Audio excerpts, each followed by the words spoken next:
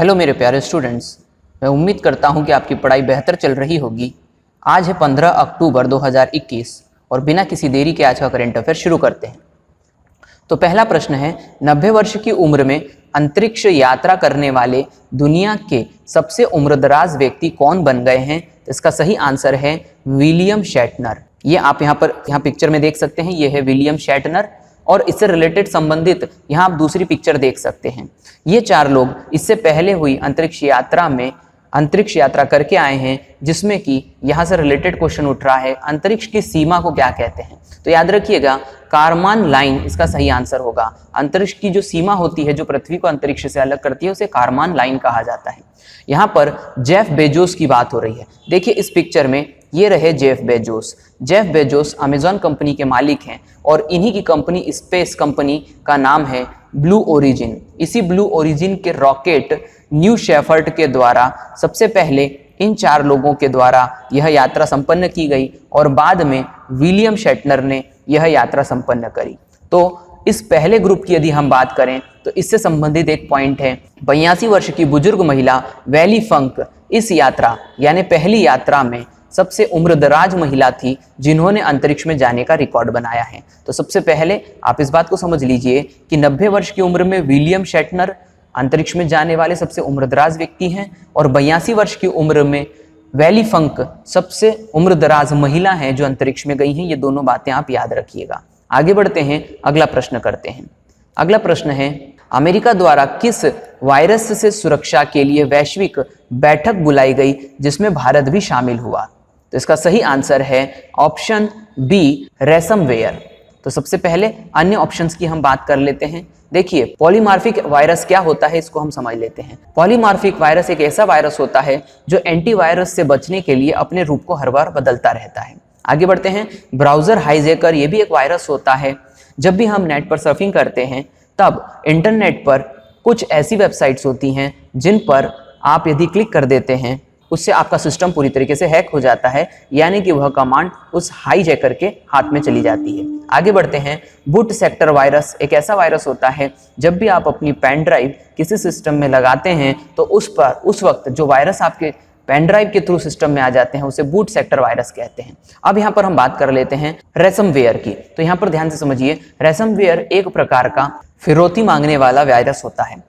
इसमें किसी भी सिस्टम को हाईजैक कर लिया जाता है और उसके डाटा को करप्ट कर दिया जाता है और एक लिमिटेड टाइम ड्यूरेशन दिया जाता है, जिसमें यदि किसी व्यक्ति को फिरौती की रकम चुकानी है तो वह यदि व्यक्ति फिरौती की रकम चुका देता है तो उसके डेटा को रिलीज कर दिया जाता है, वरना कुछ समय बाद वह डेटा अपने आप ही नष्ट हो जाता है। तो यह एक बहुत भयानक वायरस है जो अनेक देशों को परेशान कर रहा है। इसी के आधार पर अमेरिका ने यह बैठक बुलाई थी। तो याद रखिएगा, रेसमवेयर यह इसका आंसर होगा। आगे बढ़ते हैं, अगला प्रश्न है, वर्ष 2021 में भारत तथा चाइना के बीच कितने व्यापार का लक्ष्य हासिल कर लिया गया है? तो इसका सही आंसर है ऑप्शन बी, यानी कि $100 बिलियन। आप यहाँ पर चार्ट में देख सकते हैं, चाइना यहाँ पर पहले स्थान पर है जो अब भारत के साथ में बाइलेटरल ट्रेड कर रहा है, यानी कि द्विपक्षीय व्यापार। तो यहाँ पर ध्यान से समझिएगा, ये मिलियन में डेटा है 86,399। ये कुछ समय पहले का डेटा है जो 2021 का है। ब्लू लाइन 2021 को दर्शा रही है। तो ध्यान से समझिएगा, इसका सही आंसर है अब यह व्यापार पहुंच चुका है $100 बिलियन। तो यहाँ पर याद रखिएगा, चाइना जो है वो पहले स्थान पर है जो भारत के साथ में व्यापारिक संबंध रखता है। दूसरे स्थान पर अब आ चुका है यूएसए और तीसरे स्थान पर है यूएई। तो ये 3 स्थान याद रखिएगा। आगे बढ़ते हैं, अगला प्रश्न करते हैं। हाल ही में जैव विविधता यानी बायोडाइवर्सिटी पर समिट हुई, यह कहाँ संपन्न हुई है? यह प्रश्न है। तो इसका सही आंसर है, यह संपन्न हुई है चीन में। जैव विविधता यानी बायोडाइवर्सिटी समिट चीन में अभी फिलहाल के तौर पर संपन्न हुई है। इसके रिलेटेड क्वेश्चन क्या है, ध्यान से समझिए। UNFCCC यानी कि United Nations framework convention on climate change, ये एक प्रकार का कार्यक्रम है जो यूनाइटेड नेशन यानी कि संयुक्त राष्ट्र संघ के द्वारा चलाया जाता है और अन्य देशों को एक निश्चित लक्ष्य देने के लिए चलाया गया कार्यक्रम है, जिसमें कि वे अपने यहाँ पर क्लाइमेट चेंज से रिलेटेड कुछ निश्चित लक्ष्य लें और उन्हें हासिल करें। इसी पर संबंधित एक और चीज है, इसे कहते हैं COP26।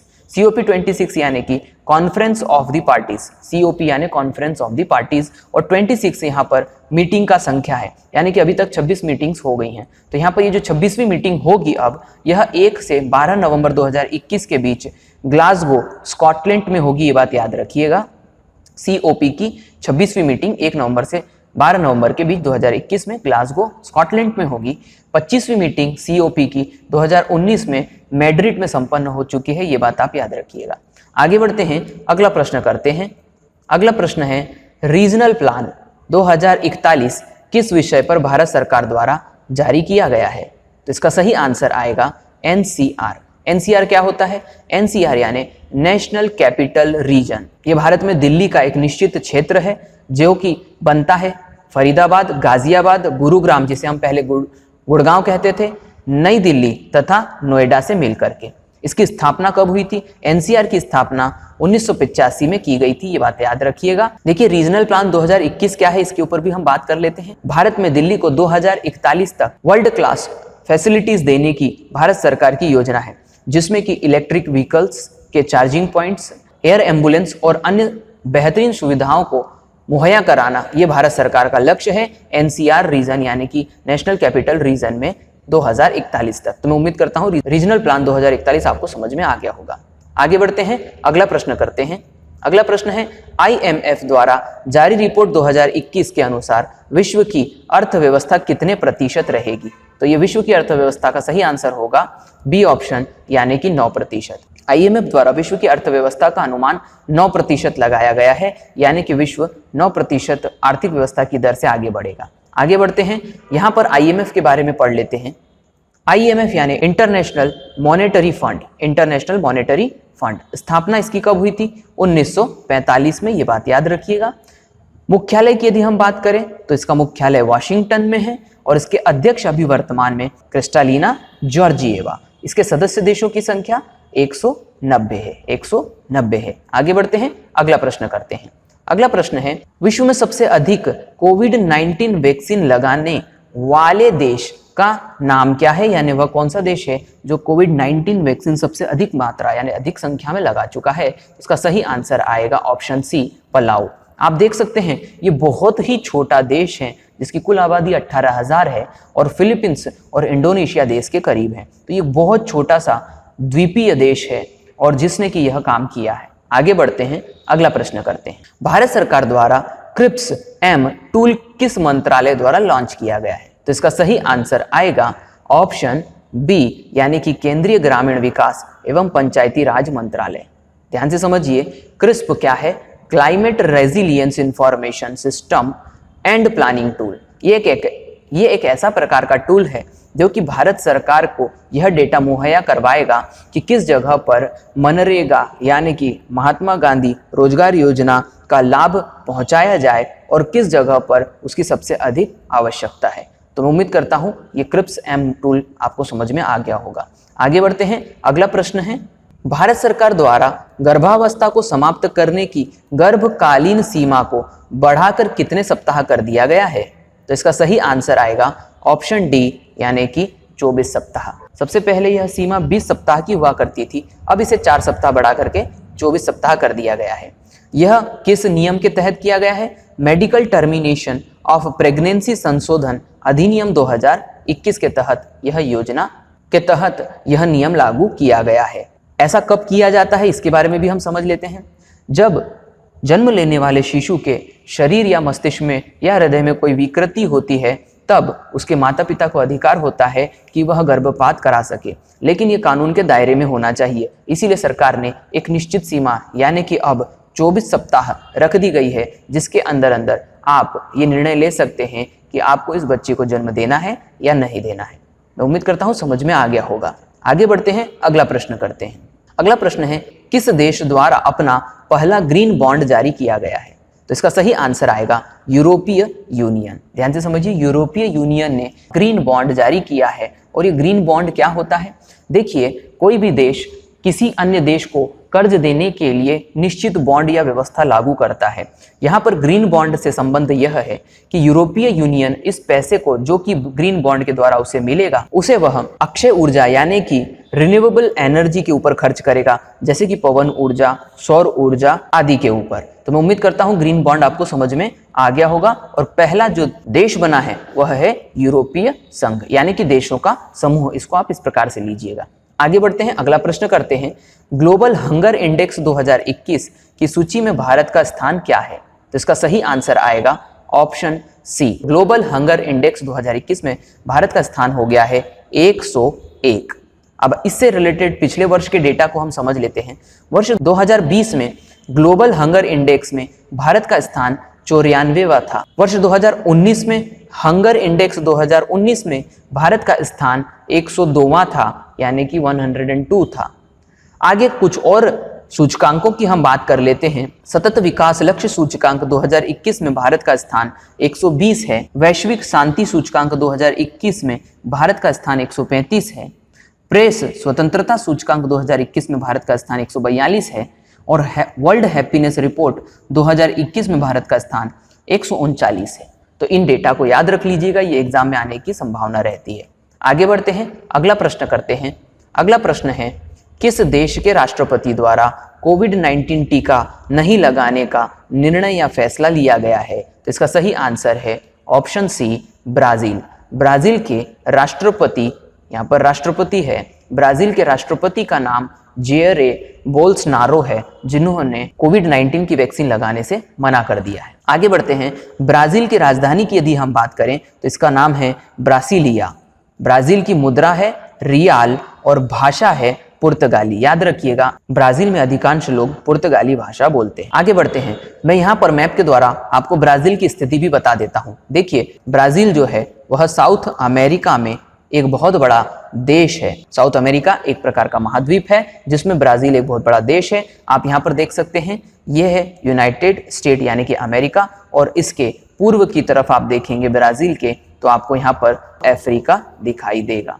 ये मैंने आपको ब्राजील की जियोग्राफिकल लोकेशन बताई जिस पर की बहुत बार क्वेश्चन पूछे जाते हैं। आगे बढ़ते हैं, अगला प्रश्न करते हैं। सेला सुरंग किस राज्य में है जिसका निर्माण कार्य अभी शुरू हुआ है? इसका सही आंसर है अरुणाचल प्रदेश। ध्यान से समझिए, यह सुरंग अरुणाचल प्रदेश के तवांग को देश से जोड़ेगी। तो तवांग जो है यह एक जगह का नाम है जो कि अरुणाचल प्रदेश में स्थित है। इसे हम मैप पे देखने की कोशिश करते हैं। तो आप यहाँ पर मैप पे देख सकते हैं कि यह रहा तवांग, और यह बहुत बड़ी स्ट्रेटेजिकल पोजीशन पर है, क्योंकि यहाँ पर आप देख सकते हैं ये जो क्षेत्र है यह है चीन का बॉर्डर। तवांग जो है यहाँ पर एक टनल बनाई गई है, यानी कि सुरंग बनाई गई है, जो कि युद्ध जैसी स्थिति में चीन से लड़ने में हमारी मदद करेगी। तो याद रखिएगा, सेला सुरंग अरुणाचल प्रदेश में स्थित। आगे बढ़ते हैं, अगला प्रश्न करते हैं। अगला प्रश्न है, मध्य प्रदेश हाईकोर्ट के नए चीफ जस्टिस के रूप में किसे चुना गया है? तो इसका सही आंसर आएगा ऑप्शन सी, यानी कि जस्टिस रवि विजय कुमार मलिमठ। तो ये इसका सही आंसर है। अन्य ऑप्शंस की यदि हम बात करें तो पिछले वीडियोस में मैं सतत बताते रहा हूं, जस्टिस सतीश चंद्र शर्मा जो हैं ये तेलंगाना में चीफ जस्टिस हैं हाईकोर्ट के। जस्टिस अरूप कुमार गोस्वामी छत्तीसगढ़ में हाईकोर्ट के चीफ जस्टिस हैं, और जस्टिस सुधांशु धूलिया जो हैं ये गुवाहाटी में चीफ जस्टिस हैं। तो याद रखिएगा, ये सभी ऑप्शंस जो हैं ये महत्वपूर्ण हैं, क्योंकि ये सभी पद नियुक्तियां अभी के अभी हुई हैं। आगे बढ़ते हैं, अगला प्रश्न करते हैं। पेटा पुरस्कार प्राप्त करने वाले जेम्स संगमा किस राज्य के मंत्री हैं? तो इसका सही आंसर आएगा ऑप्शन डी, मेघालय। मेघालय के ये मंत्री हैं। और पेटा से संबंध क्या है, इस पर प्रश्न पूछा जाए तो पेटा का फुल फॉर्म है people for the ethical treatment of animals, यानी कि पशुओं पर अत्याचार ना हो, इसीलिए यह संस्था उन पर अत्याचार रोकने के लिए काम करती है। इसका मुख्यालय जो है वो वर्जीनिया अमेरिका में स्थित है, और इसके संस्थापक थे इनग्रिड नेवकिर्क तथा एलेक्स पाचेको। तो मैं उम्मीद करता हूं कि ये सभी प्रश्न आपको याद रहे होंगे। जल्दी से आगे बढ़ते हैं। जैसा कि मैं हमेशा कहता हूं, रिवीजन ही सफलता की चाबी है, यानी कि यदि आप सफल होना चाहते हैं तो रिवीजन करते रहिए। तो पिछले वीडियोस के कुछ क्वेश्चंस का रिवीजन जल्दी से कर लेते हैं। पहला प्रश्न, हाल ही में महिषामर्दिनी की ताड़ के आकार की मूर्ति कहाँ खोजी गई है? तो इसका सही आंसर है नालकोंडा, तेलंगाना। आगे बढ़ते हैं। हेनले पासपोर्ट इंडेक्स 2021 में भारत का स्थान क्या रहा? तो इसका सही आंसर आएगा 90वां, यानी कि 90।